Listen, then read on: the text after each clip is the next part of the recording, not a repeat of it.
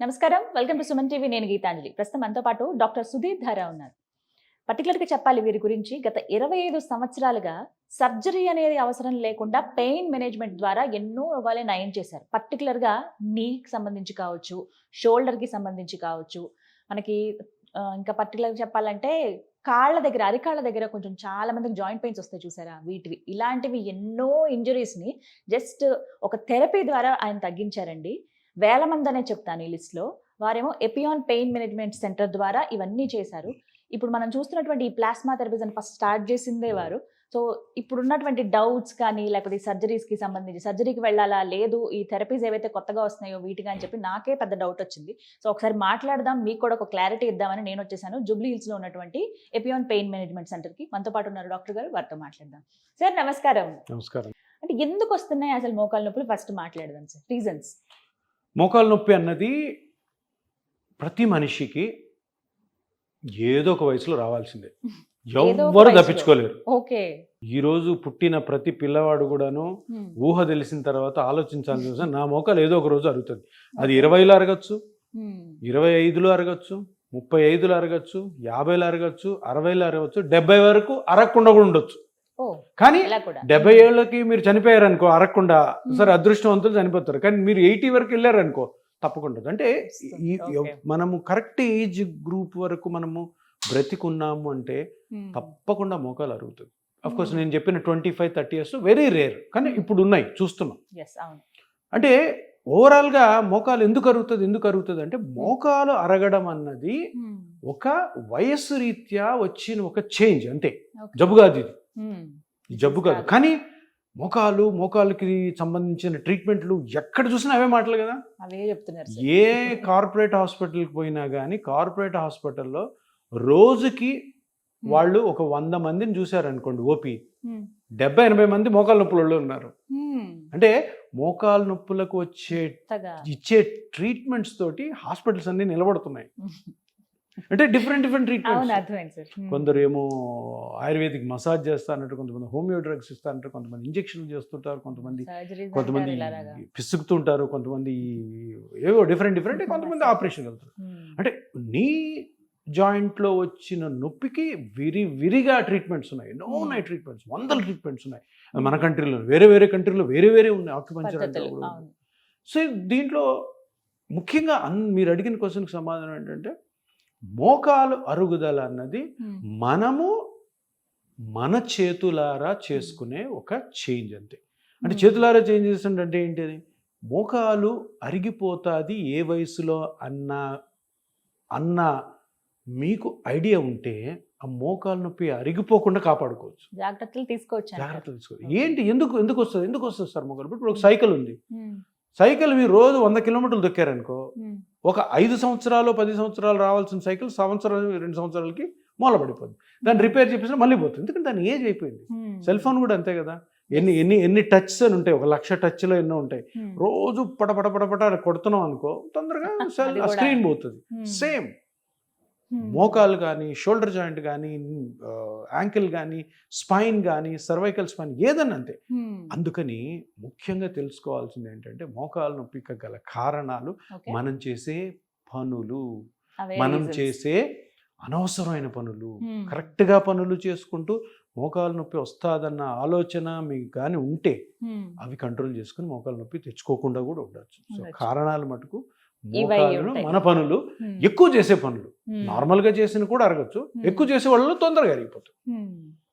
దాన్ని బట్టి వాళ్ళకి ట్రీట్మెంట్ చేస్తారు. ప్రాసెస్ అంతా ఎంతసేపు ఉంటుంది సార్? 15 నుంచి 20 నిమిషాలు అంతే. 20 నిమిషాలు, ఒక అరగంట అబ్జర్వేషన్, ఇంటికి వెళ్ళిపోవడం.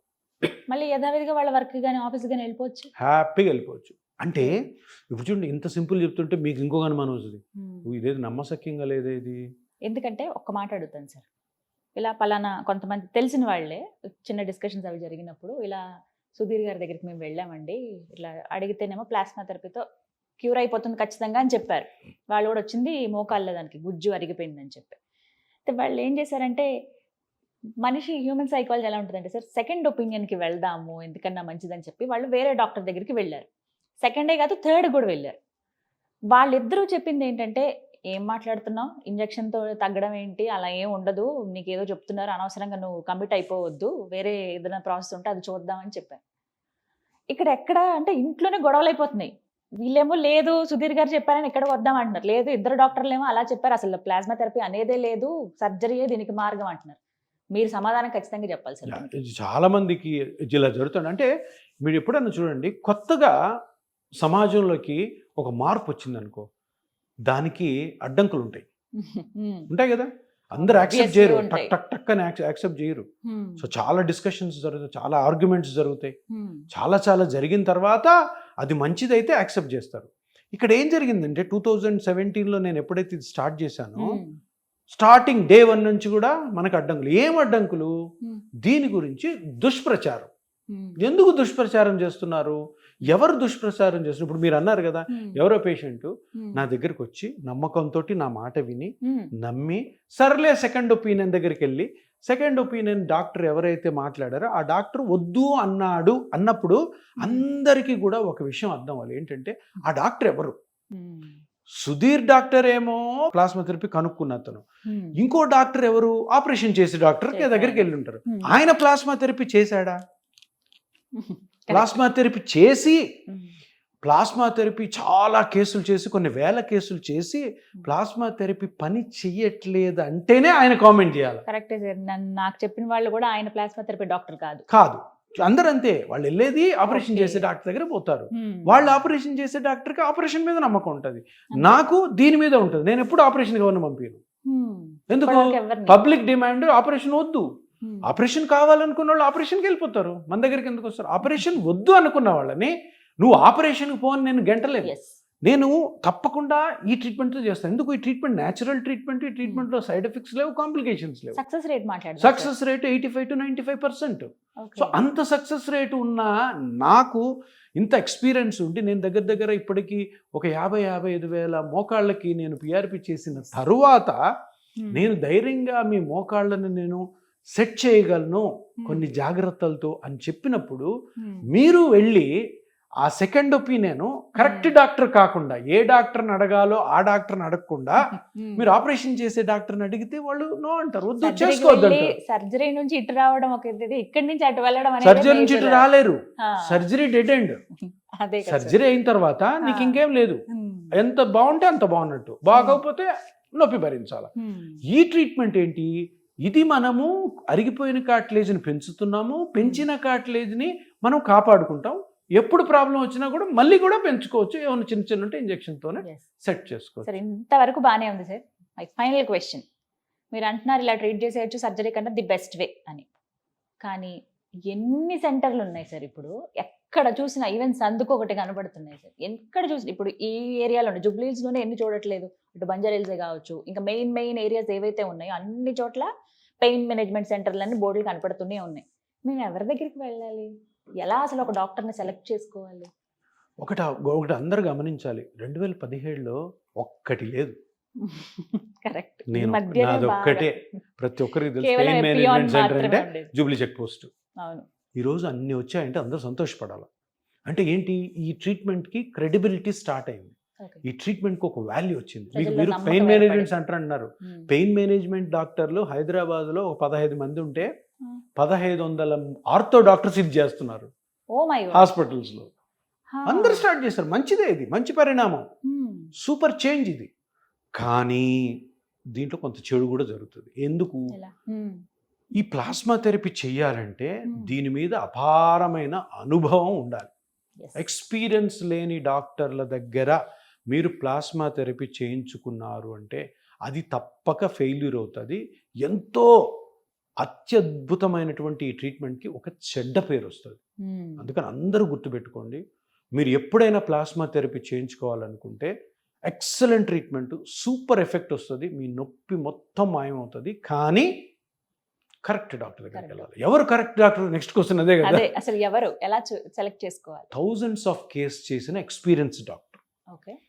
ఆయన ఎవరైతే ఏ హాస్పిటల్లో అయితే ఈ ట్రీట్మెంట్ చేస్తున్నాడో ఆ హాస్పిటల్లో ఆపరేషన్ ఉండకూడదు. అంటే ఆ డాక్టర్ ఆపరేషన్ చేయని డాక్టర్ ఉండాలి. ఎందుకు ఈ మాట అంటున్నాను తెలుసా? ఆపరేషన్ చేసే డాక్టర్లు మంచిగా చేయరని కదా, ఆపరేషన్ చేసే డాక్టర్కి ఎప్పుడు ఆపరేషన్ చేయాలని ఉంటుంది. నేను వాళ్ళ ట్రైనింగ్ అది కదా, వాళ్ళకి ఎంతసేపు ఈ ఇంజెక్షన్ ట్రీట్మెంట్ ఇది పని చేయదులేమోలే, ఎందుకంటే ఆయన మనసంతా ఆపరేషన్ మీద ఉంటుంది. అలా ఉంటుంది. అవును, అర్థం కాలే? సో అటువంటి డాక్టర్ దగ్గరికి వెళ్ళదు, ఎందుకంటే వాళ్ళు హోల్ హార్టెడ్గా చేయరు. ఆపరేషన్ చేసే డాక్టర్ దగ్గరికి వెళ్ళి ప్లాస్మా థెరపీ తీసుకుంటే ఆయన మనసు అంతా కూడా ఇది చేస్తాను, పని చేయకపోతే నేను ఆపరేషన్ చేస్తాను అంటాడు. ఆయనకు ఒక ఆప్షన్ ఉంది. నా దగ్గరకు వచ్చిన పేషెంట్ని ఎట్టి పరిస్థితుల్లో నేను ఆపరేషన్ పంపించకూడదు. అందుకని నేను చాలా అంటే 1000 రెట్ల ఎక్కువ ఇంట్రెస్ట్ చూపించి పేషెంట్కి నొప్పి తగ్గించే ప్రయత్నం చేయాలా. లైఫ్ లాంగ్ జీవితంలో ఎప్పుడు పేషెంట్కి ఏ ప్రాబ్లం వచ్చినా కానీ నేను వాళ్ళకి సహకరిస్తూ ఉండాలి. వాళ్ళ మోకాళ్ళకి నేను ఒక సంరక్షణగా ఉండాలి.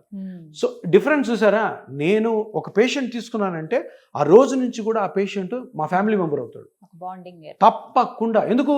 ఎంతో నమ్మకంతో డాక్టర్లు వేరే డాక్టర్లు ఆపరేషన్ చెప్తున్నా కూడాను వాళ్ళు నన్ను నమ్మి వచ్చినప్పుడు నేను నా ప్రాణం పెట్టాలి ఆయన మోకాళ్ళు క్లియర్ చేయడంలో, నొప్పి తగ్గించడం. సో డిఫరెన్స్ వాళ్ళు ఆపరేషన్ చేసి డాక్టర్ ఇంజెక్షన్ చేస్తారు, సర్లే ఇది కాకపోతే ఆపరేషన్ చేద్దాం, ఫైనల్గా ఆపరేషన్గా ప్రిపేర్ చేస్తుంటాను. ప్లాస్మా థెరపీ కరెక్ట్ డాక్టర్ దగ్గర, ఎక్కువ ఎక్స్పీరియన్స్ ఉన్న డాక్టర్ దగ్గర, ఆ హాస్పిటల్లో సర్జరీలు జరగకుండా ఉండే డాక్టర్ దగ్గర చేయించుకుంటే సూపర్ రెస్పాన్స్ వస్తుంది, సూపర్ ఎఫెక్టివ్గా ఉంటుంది. రైట్. సో కామన్ అన్ని డౌట్స్ని క్లియర్ చేసేసారు sir. Thank you so much. And finally నేను చెప్పేది, ఎవరైతే నన్ను అడిగారో వాళ్ళకైతే నేను ఈ వీడియో చూపిస్తాను, వాళ్ళకి డెఫినెట్గా రీచ్ అవుతుంది, అర్థం అవుతుంది కూడా. Thank you sir. సో విన్నారు కదా, Epione pain management centre, Jubilee hills అండి.